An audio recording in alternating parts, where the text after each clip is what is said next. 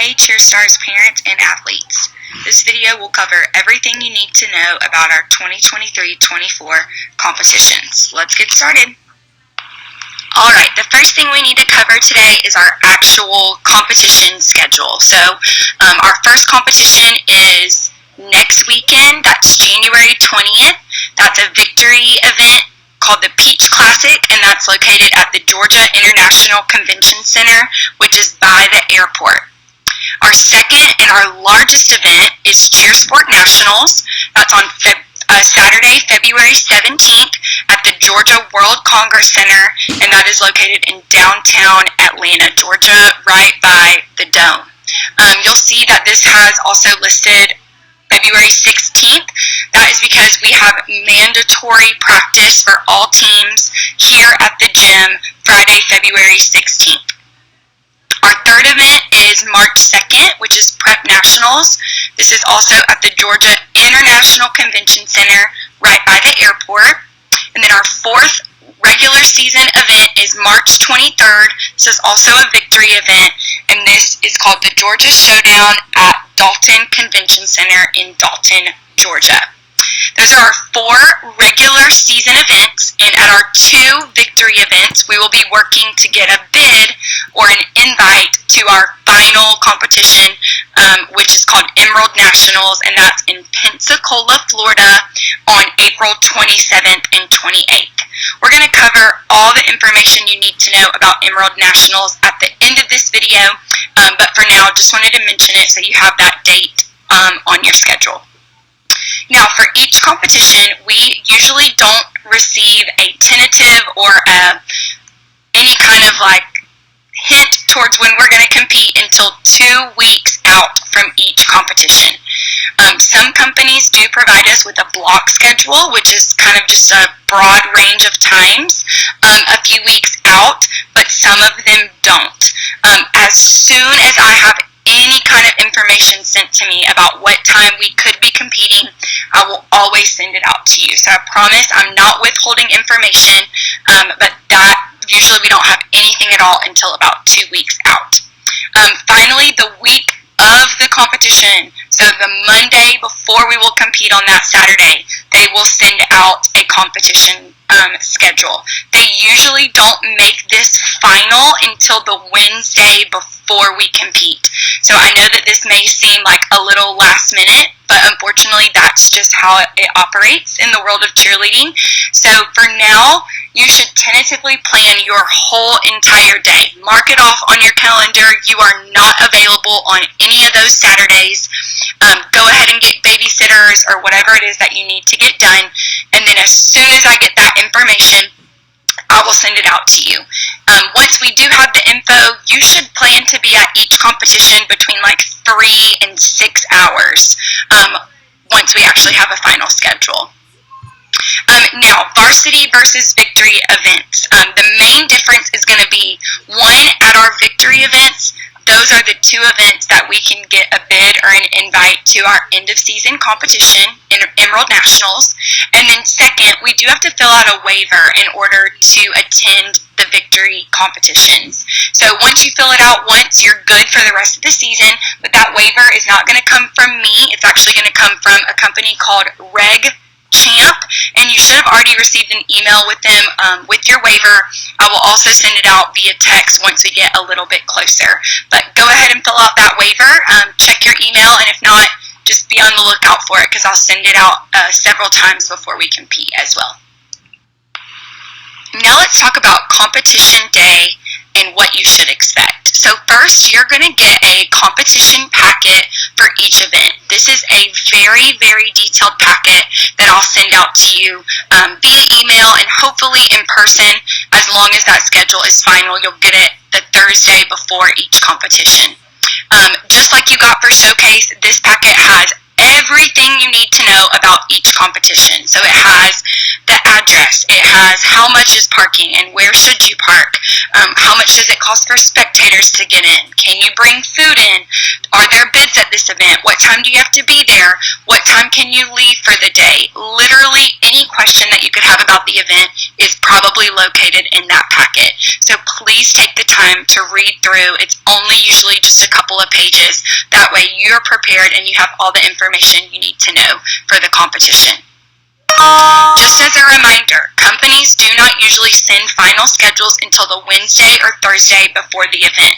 As soon as I have tentative information, I will text it out on Remind, but I am not going to give a packet out until that information is final, just because I don't want any confusion going around if you accidentally pull up the wrong email and get the wrong time. So as soon as I have it, I'll send it out on Remind, and I'll email it out to you, and fingers crossed you'll get it on Thursdays at practices as well. The main important things that you need to look out for is the arrival time, which is the time that you are checking in with your coaches, what time your athlete competes, and then what time they have awards. What to expect as a parent. If this is your first year in All-Star Cheerleading, really welcome to a whole new world. Cheerleading competitions are very loud, very crowded, kind of expensive, and seriously one of a kind. Expect to be at each event for about 3 to 6 hours, depending on the scale of the event. What should you expect to pay for at each event? First, you will have to pay for parking, and then you will have to pay for admission for any spectators. There are obviously other things you can do at a competition, like go to the concession stand or go to a pro shop where they have bows and book bags and practice wear and all kinds of fun items, but all of those things are optional. But you do always have to pay for parking and admission for any spectators. Performers/athletes get in for free. So if you have any siblings that are not athletes that you might want to snag a uniform for them so they can get into the competition for free, please send me a message on Remind so I can see if I can help you out with that. Your athlete will leave with their coaches about an hour before their performance time.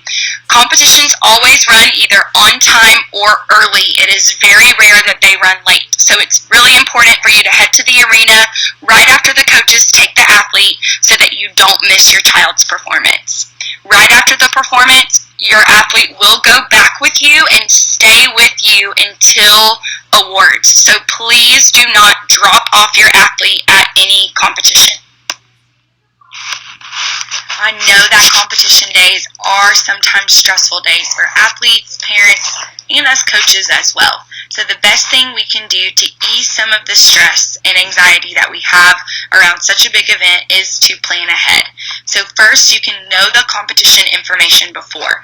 You shouldn't be pulling up your packet on your email on the morning of the competition wondering what time you have to be there and where it is.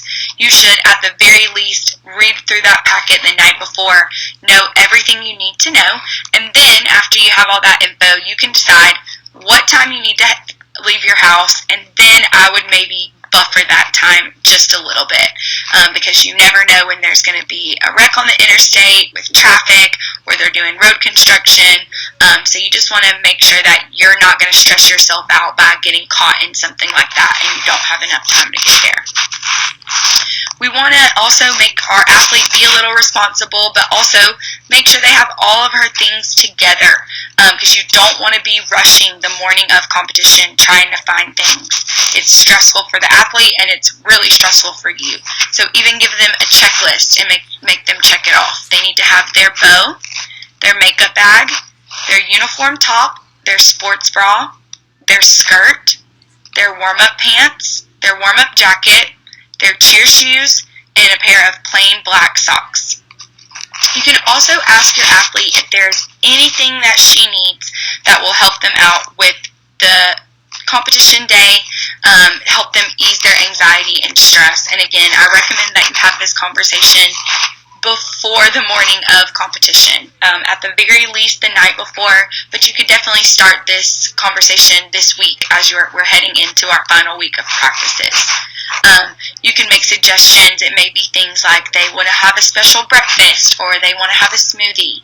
They might want to have quiet time with music, getting ready by themselves in their bedroom, or they might want to make it a fun thing and get ready with you. So no matter what it may look like for your athlete or your family, creating some kind of competition day ritual, and just planning ahead so that everything runs smoothly just helps everything stay calm on what could otherwise be a really stressful day. If you are a podcast girl like me, there is a great podcast called the Cheer Mom Podcast. She has a ton of great episodes, but two in particular talk about this exact thing. One is called Comp Day Rituals, and one I think is called Do You Feel Like You and Your Athlete are yelling at each other on competition day? So just check out those episodes if you want to get some tips from her. She actually has her athlete on the show as well, just talking about things that have helped her. I do suggest one thing that really helps with organization and keeping things together and calm is getting some kind of cheer bag, whether that be one of our cheer bags or just a cheer bag that you have that serves as a designated place for your athletes' things for competition day. Their uniform, their bow, their makeup, their cheer shoes, just so nothing gets lost. You can even keep their practice wear in this bag throughout the week if you want it to just be a comp day and cheer bag. It's really important to keep up with those extra items. I don't have extra sizes of everything. Of course, I do have extra bows and makeup, but if you do lose those things, those items do cost money. So just make sure you're keeping up with your items. It is mandatory that all of our athletes wear our competition makeup. The reason that we wear makeup is because the judges are pretty far away, so makeup helps them see our facial expressions more so that we can get a great score in that area. You will receive a makeup kit this week, and it will have first eye primer, it will have a purple shimmer powder, it will have a dual-ended brush, a Vixen lip stain, and all of that will come all together in a little makeup bag. Of course, you can change out the makeup bag. However, if you want to keep it all in there, it's great. Just make sure you don't lose any of those items. What you must purchase is any black mascara, and then there is some optional items you can purchase as well.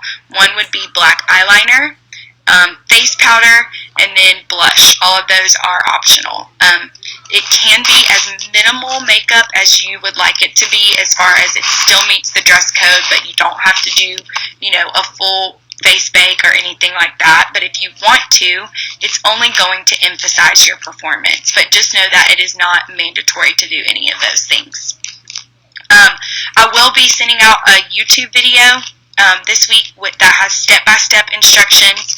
Again, I am not a makeup artist, so my instructions will be for the basics, people that really just need to be able to get by. But I will have that sent out in an email, as well as some additional pictures for those people that are way more well-versed than I am. Inside the makeup bag that you get this week, you will also have your competition bow. So now we're going to talk about what your hair should look like at a competition. Your hair should be in a single high ponytail and have no flyaways or bangs falling down in front of their face. It is not mandatory to use heat products on your hair, but it is mandatory for your hair to look neat. Braids are always acceptable as well. Your ponytail should sit high on top of the head with the bow sitting straight up.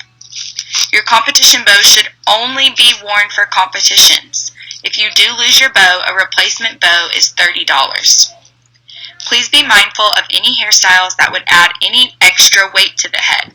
It is actually a USASF rule that athletes cannot have any beads or hard hair accessories in their hair because it can hurt other athletes or themselves. So please, during competition season, no beads or other hard hair accessories.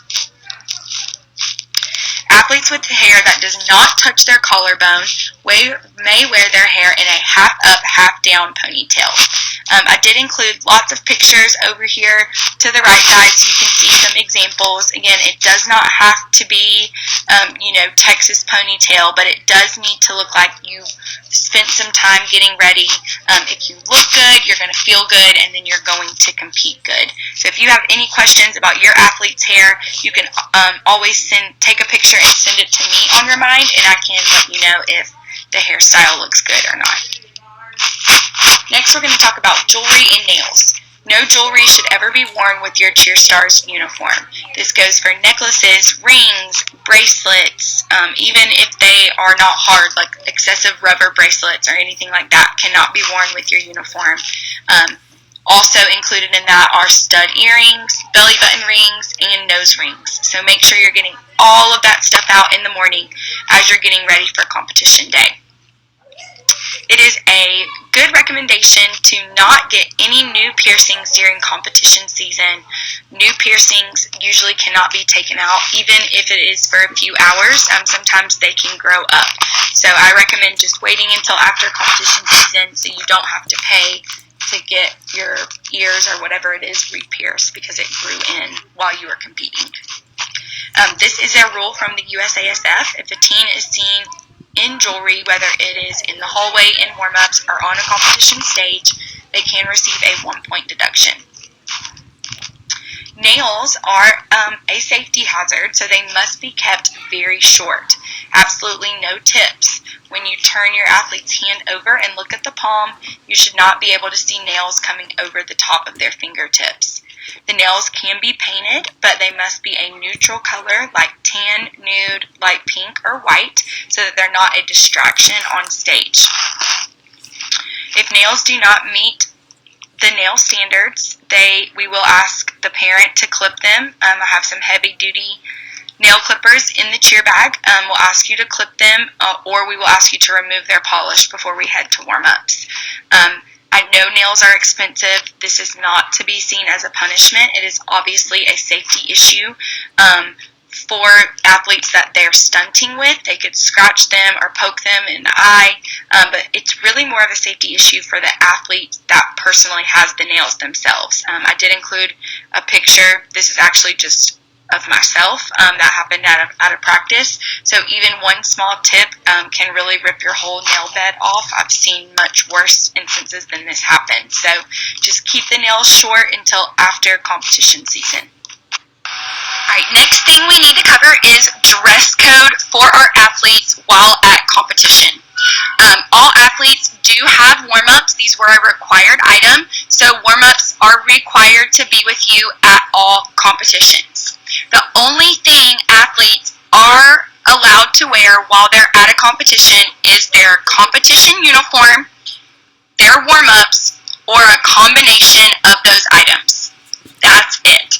No past national championship jackets or gear, no t-shirts from the competition, none of that stuff. Only their warm-ups or their uniform. Before each award ceremony, athletes will be notified of what to wear during awards. We will always send this out on Remind.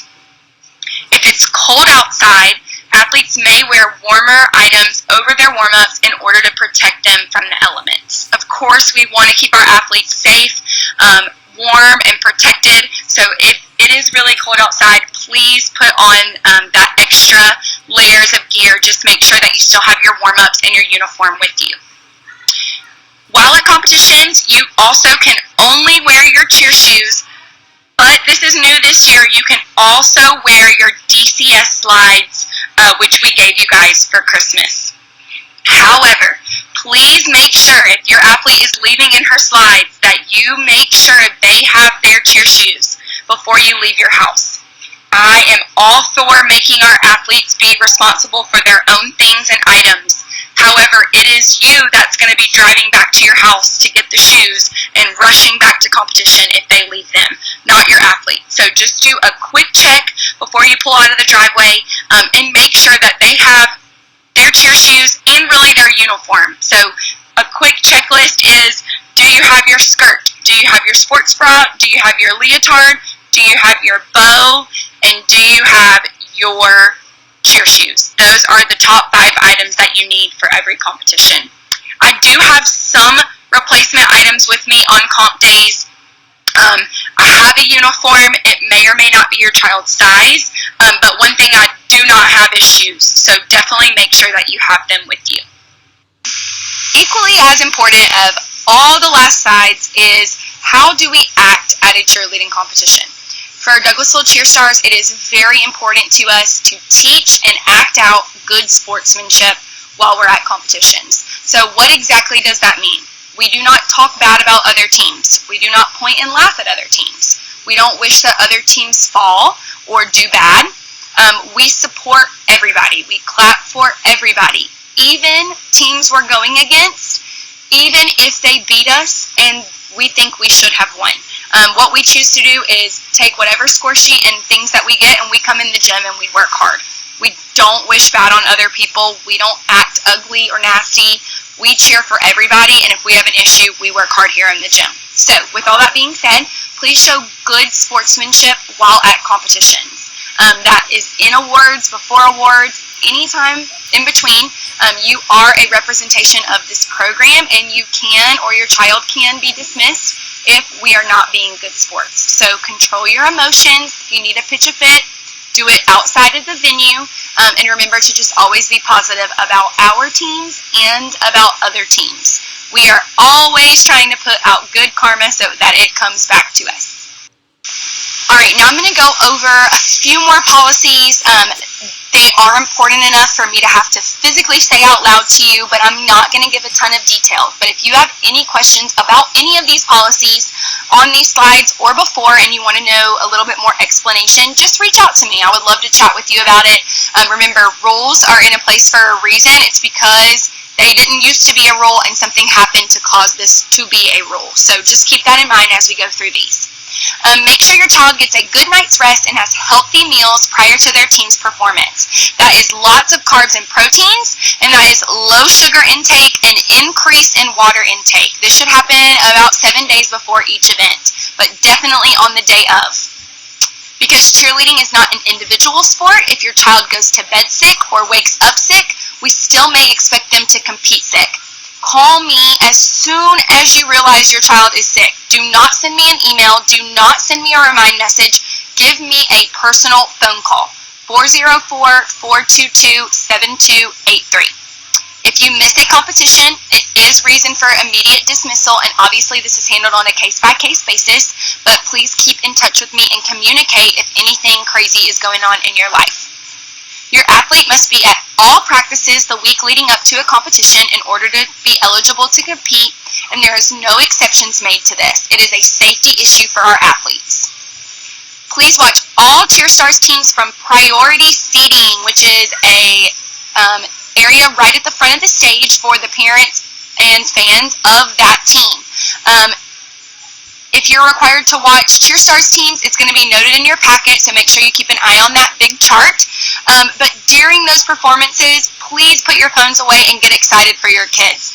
If it's your kids' team, obviously I know that you guys want a video of it, so if you're watching the other Cheer Stars teams, you should be extra loud and crazy so that those parents can have their opportunity to get their video, okay? But our athletes feed off of the energy from the crowd, so do not simply just watch them.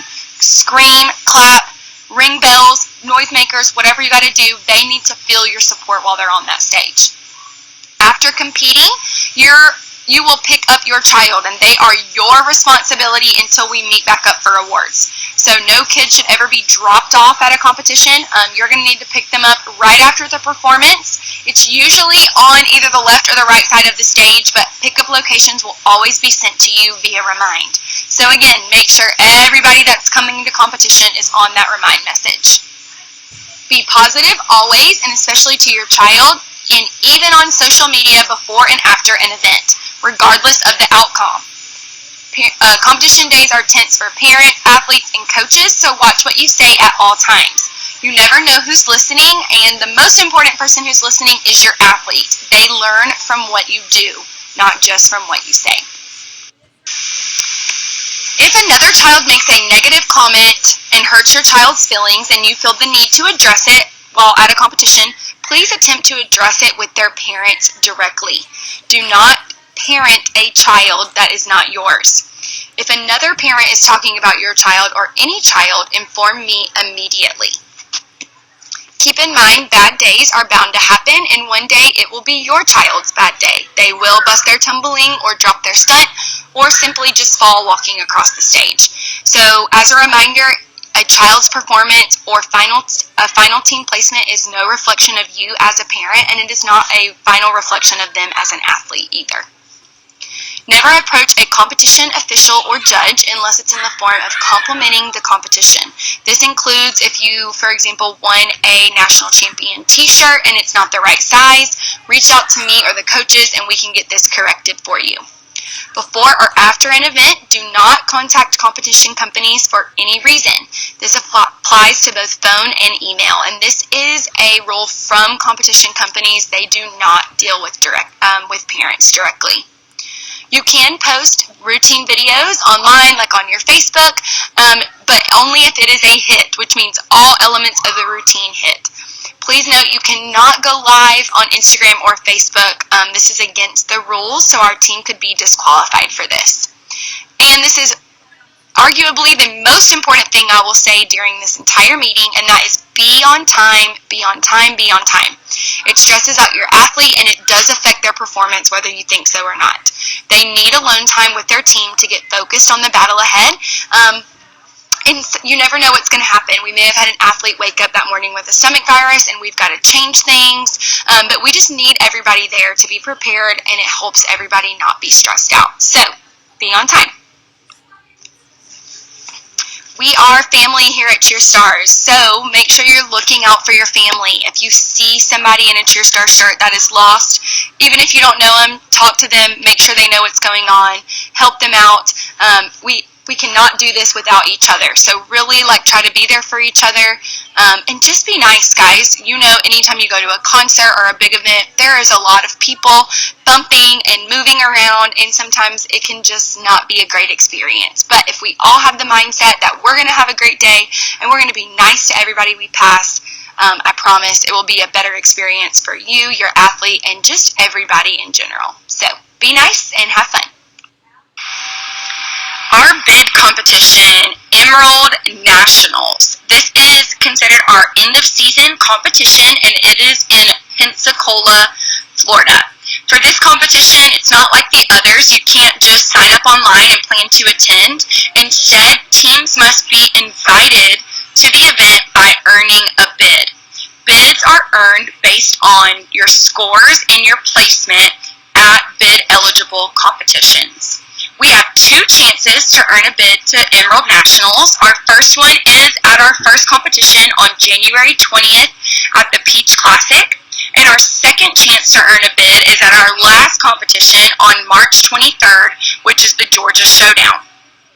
If we receive a bid, we will attend this event. It is a mandatory event for all of our athletes, and we have attended this event every year with our prep teams. There will be an additional cost to attend this event. Costs can range from $150 to $350 per athlete. The cost will depend on the type of bid that we receive. There are 5 different types of bids. This is given in lowest to highest order. The first bid is an at-large bid. Then there's a bronze bid, a silver bid, a gold bid, and finally a paid bid. Bids are announced at awards, so you'll know right after we know what place we get if we got a bid to attend Emerald Nationals. All of those except for paid bids. Paid bids are given out the week after the event on social media, and those are based on the highest scoring teams in each level. So if we do receive one of those paid bids, fingers crossed that both of our teams receive one, I will send that out to you guys via remind and email. Of course, after each event, I will send kind of a scoring breakdown, and I will also include in there if we got any bids and what that means for you guys. We will go ahead and charge those fees to your account in February if we upgrade to a better bid in March. So say, for example, at our first competition, if we got an at-large bid, we would go ahead and charge those fees for at-large bid to your account in February. However, if we upgrade to a better bid, say we get a gold bid in March, any fees that you've already paid will be issued as a credit on your account. So don't worry, you won't lose any of that money. We will just simply adjust it, and any of the other fees you paid will be added as a credit.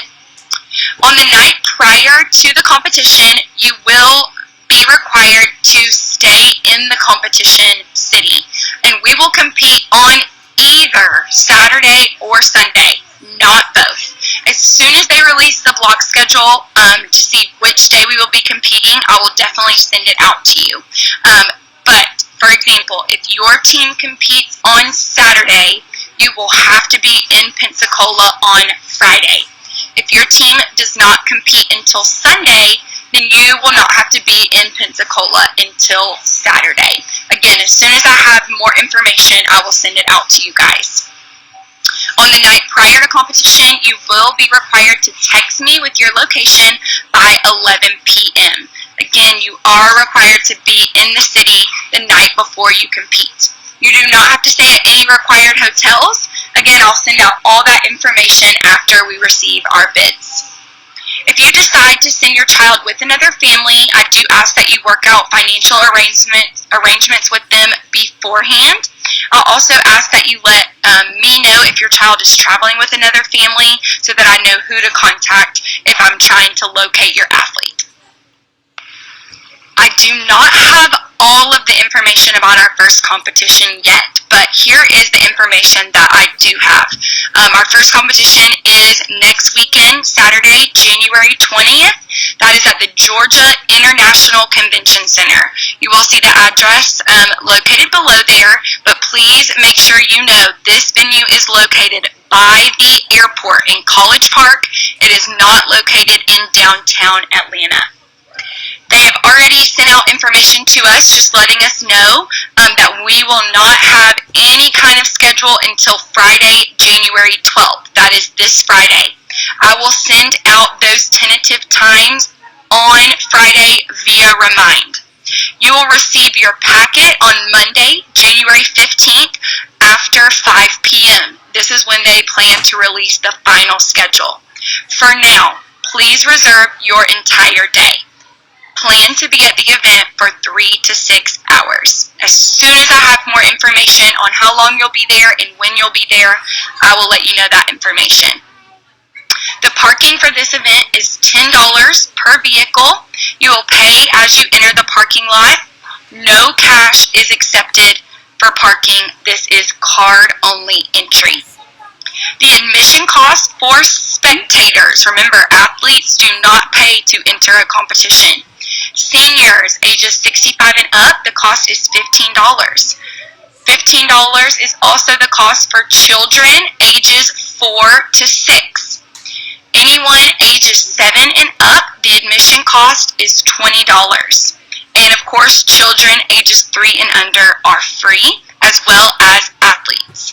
Tickets can be purchased online only. I do have that website up right here for your viewing, but I also sent it in the email where you got this video, so you can just click directly on the link and go ahead and purchase your tickets. Final announcements. We're almost done, guys. You should be receiving group texts from me. You should have gotten one about this video meeting.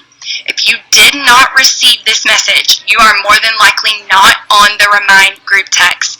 It is very important for you to be added, as this is where you will get all of your information on competition weekend.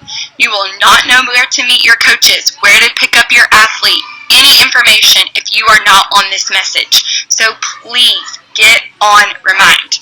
If you have someone else taking your athlete to a competition, say you're out of town and grandma is bringing them to a competition, they need to be added to Remind, or they're not going to know what's going on. So if you need any help with this, you can contact me. You can call the front office, and the office people can also help you with this information. But please don't put it off. Get on the Remind message. Just as a reminder, you cannot make anything with the CheerStars logo. It is a registered trademark. Did you know it's actually against U.S. federal law to use someone's logo without their permission? You can contact me with any questions. In your email today, you should also see a big shirt order form going out. Unfortunately, I don't think that these shirts will be here by our first competition. However, they will definitely be here by Cheer Sport and by your other competitions. So if you would like any fan gear, please make sure you fill out that order form today. You should have already received all your calendars for the rest of the season. Please check your email as those were sent out last week. You should have already let me know if you have any scheduled absences or conflicts for this season. As a reminder, please make being on time to practices a priority. This has been an issue for us this season so far. Remember, you can be dismissed from the team for even one unexcused absence or for excessive tardies. So please make this a priority. Our practices are really short, being only an hour and a half. We really need all of that time with our athletes. So again, please do your best to be on time. Do you hear any gossip at competitions or in the waiting rooms? Please ask Kelsey directly for clarification. Uniforms, bows, and makeup bags will start going home this week. Warm-up pants and jackets, however, will not be sent home until next week. I'm just waiting for a few more of those to arrive. You must not have a past due team fund balance in order to receive your items. Please contact the front desk today to settle your balance so that your child can receive their items. If you are not caught up before competition, your items will be brought to the venue and you will have to change before and after competition so that your athlete can still be in uniform on stage. If you have any questions about anything that was covered in this meeting or just anything about competitions in general, please reach out to me on Remind or email me at kelsey@douglasvillecheerstars.com. You can also give me a call at 770-489-2582 or on my cell phone at 404-422-7283. We can't wait to see our stars shine bright. See you at competition!